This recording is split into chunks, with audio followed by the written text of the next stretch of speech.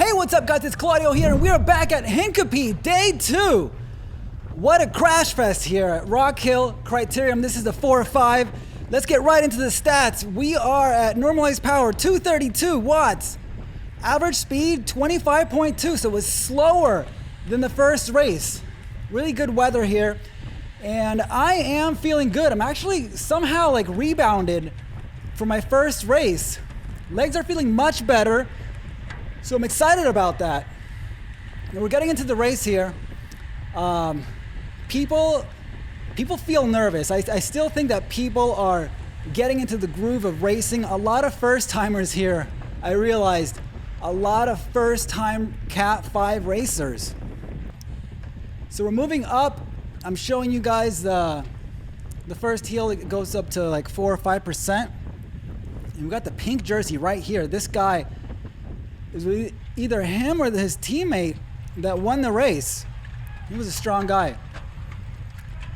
So like I said, a lot of action in this race. I mean, people got really nervous and it was just crashing left and right. First move here, I tried to move up on the outside, which was really, it worked. That happened a lot where I was moving in on the outside, but then you get hit with this headwind. It's kind of a crosswind. Not so good on this front, so you got to stay sheltered. Go to the inside, and like I am right here, and keeping away from the wind. It's going to save you watts, save you energy, and we are cruising along. Headwind at 19 miles an hour, going up the hill again. Let's see if there's a break yet. No, the break hasn't gone yet. Oh, but we have sketchy things going on like this guy. I mean, people are having trouble holding their lines all race. And it caused a lot of problems. I don't know if these are Cat 5s or if these are Cat 4s that are maybe rusty. But things like that all over the map. And it kind of jolts you. It's like, okay, things are a little sketchy, and it brings your confidence down. I felt that. I totally felt that. And it's kind of hard to snap out of that. When you see crashes happen right in front of your eyes, it's like, oh shoot, I'm next. Here I am moving on the outside, making up some ground, trying not to brake here, but again, I'm getting hit with that cross headwind. Not the best idea. You always get squeezed out. And you're able to make some places up because this turns into the inside. Now we have preems that are animating the race. Really good. I didn't sprint for any preems on this one. It just wasn't something I was into. I wanted to save my legs. You can see it's strung out. Okay, people are really hammering the front. And you could tell that there was some racing going on up there. I wasn't there. I was towards the back. And let's take a look at what happens here. Do we have a preem lap? Oh, this was a preem lap. Preem lap, and we had a crash on the preem lap. Somebody went down. A couple people went down. And you saw them there. This was Austin, the guy that went for the preem. He sent me his footage. Let's check it out from his point of view. He's going up there. You can tell he's hammering. He's trying to get the preem. He's second wheel. This is good for him. He's got it. He can jump this guy. And he does. There he goes. He's sprinting for the preem. Somebody's coming up behind him. Check out the shadow. And he drifts right into him. Man. They must have been going over 30 miles an hour. That hurt.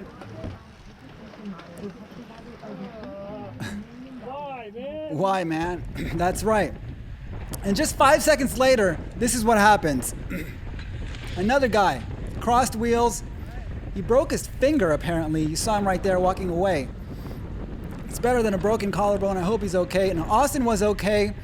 I think he separated his shoulder, man. Tough break.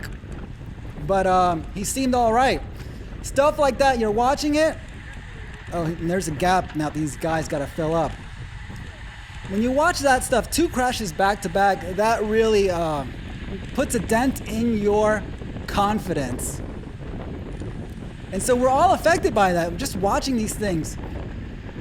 And people are shaken up. Here I am, not braking. I love this. I love this move here.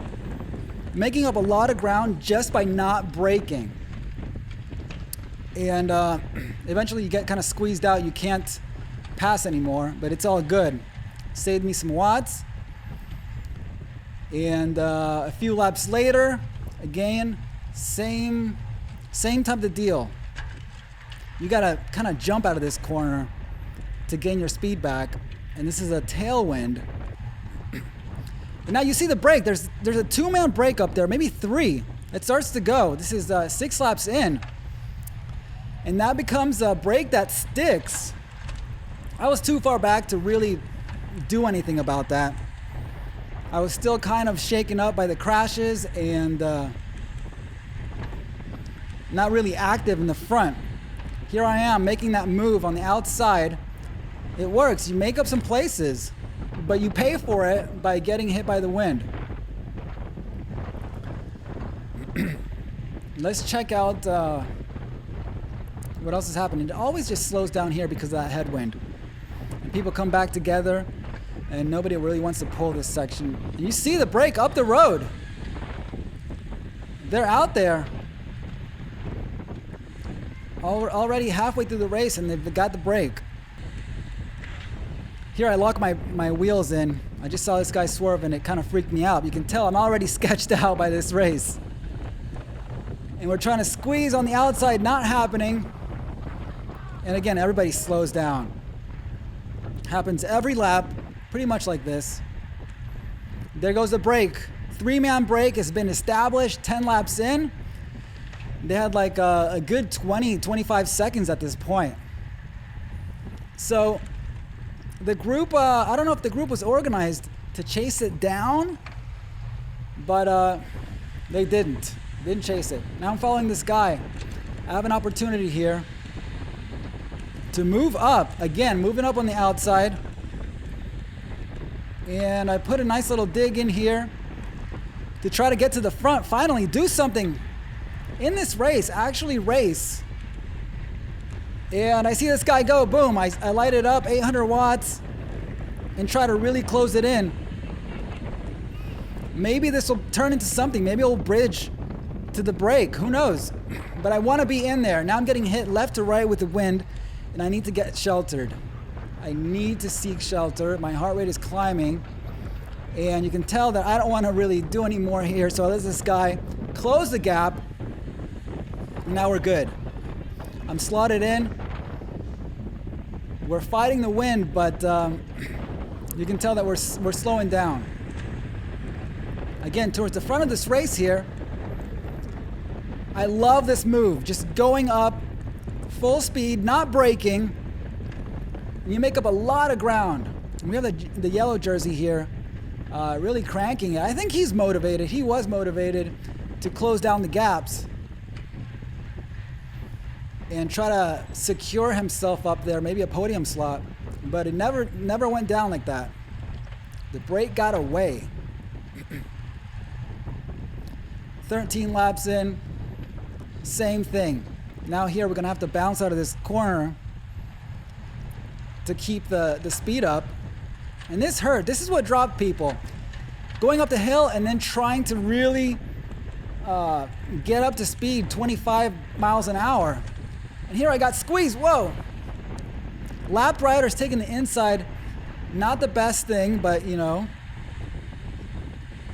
it happens and you gotta be ready for that.